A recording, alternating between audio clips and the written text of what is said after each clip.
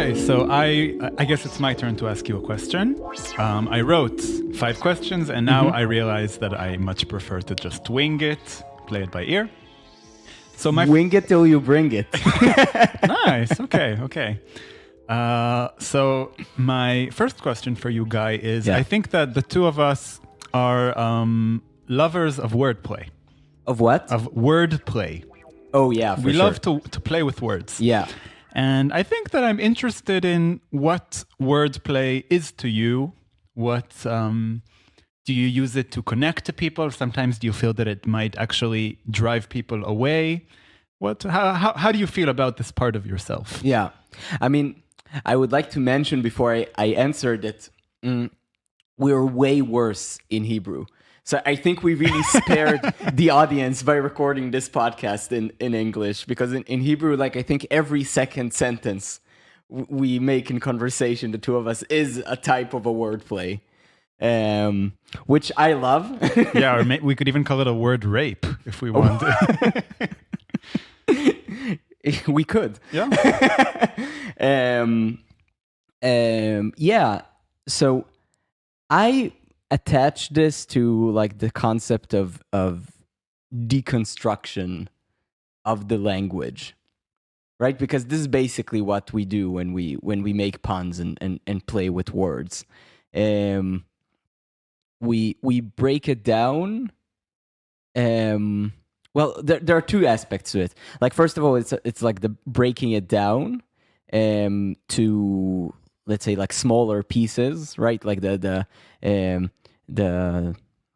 vowels and the what's consonants. The consonants. Yeah, exactly. In a way that is a bit of it even musical, right? I feel that like there's also a musical element to wordplays sometimes. So I really like deconstruction, also like in art and music in general. And I also it's one of the amazing elements of comedy, which is perspective. Because good comedy is comedy that gives you some perspective on life, that you can see it from like a distance and laugh about how absurd everything is.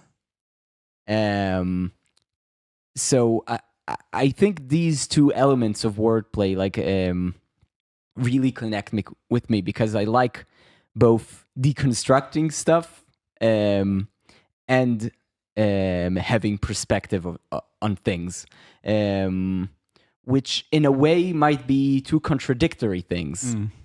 But I also like contradictions, so maybe it creates like a holy trinity of things that I like.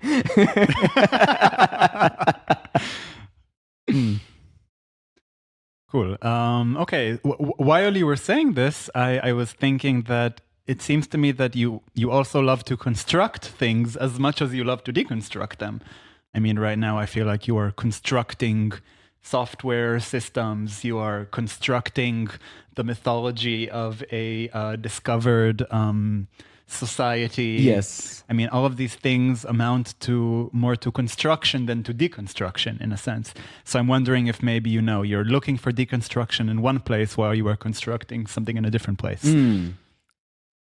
This is interesting. I never thought about that this way. Like, what I can say is the way I think about creativity, and I think it just comes from my childhood and the games I used to play as a child. I think of it like I think about Lego.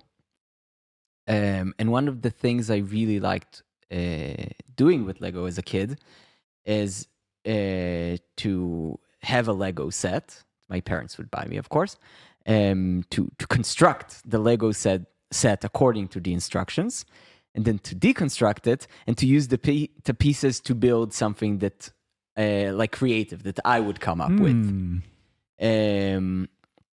So I feel like, of course, you have to have some understanding of how things are constructed in order to deconstruct them. Because if you don't have an understanding of how things are built, basically deconstruction is just destruction.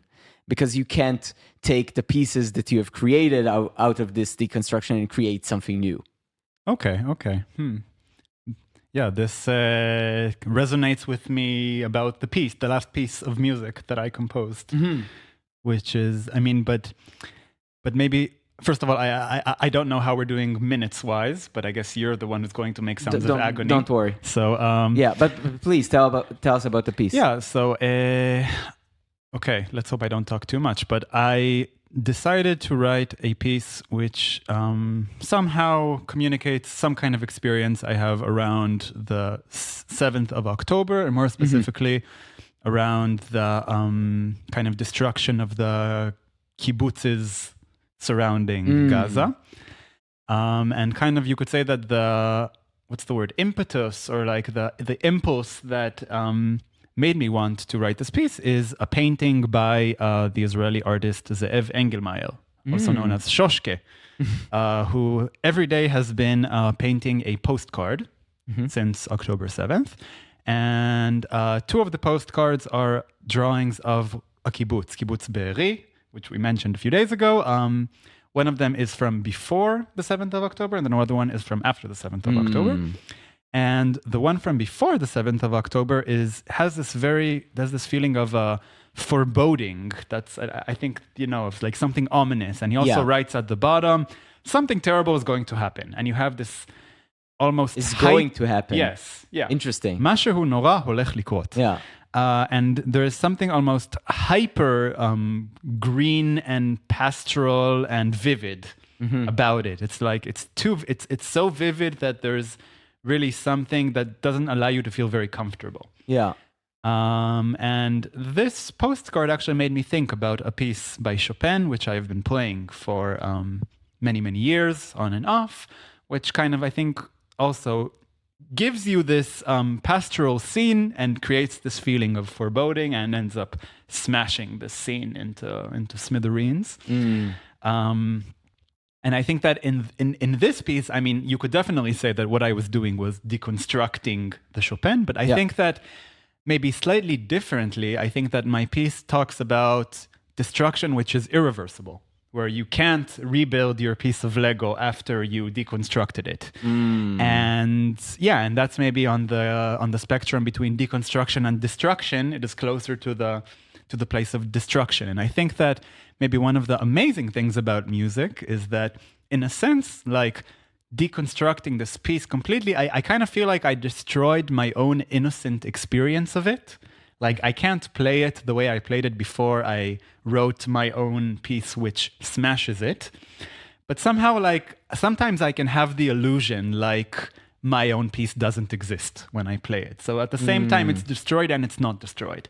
And that, I think, is maybe something special about art, that art can give you this feeling of I don't know, like, in the physical world, something that is destroyed, but somehow, I don't know, sometimes you can put somebody through some kind of an artistic experience where it's kind of like, I don't know, Schrodinger's cat, where at the same time he feels that something is completely destroyed, and then kind of like a magician, he can just, pull it out of the box as if nothing ever happened. Yeah. It reminds me, I think, of a scene from the new Dune movie. I don't know if you're into this. I haven't seen these movies, yeah. Okay, did you read the book? Yeah. Do you remember that there is this box that you have the Bene Gesserit? The ganja bar? Yes, exactly. The ganja bar, yeah. Where the idea is that you put somebody through this illusion of, of just like the most terrible infinite pain. Yeah. When you put their hand in a box, and then when they take their hand out, nothing happened. Yeah. I think that's one of the magical things about art that art can do. Yeah. Cool. I'm glad you remember the name of the. Yeah. Nice. And have you played it in a concert since writing it? I played it in one concert. In a farewell concert, I played in my studio in Helsinki. Yeah, and it was very interesting, actually. I played it on the day of on Israeli Memorial Day.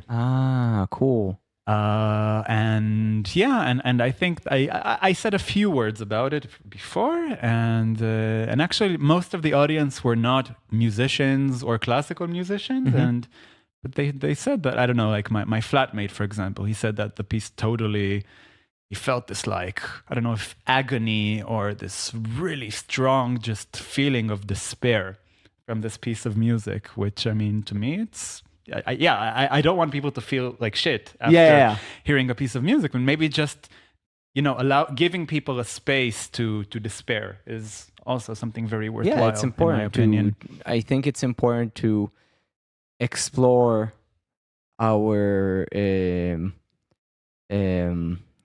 darkest thoughts. Like Kanye West said at the beginning of his album, Yay, the most beautiful thoughts are always beside the darkest. So like, I think it's important to allow ourselves to explore these thoughts, and doing it through art is probably the safest way. Yeah, I agree with that. So cool. Yeah, so let's drink to Be'eri. Wow. Okay.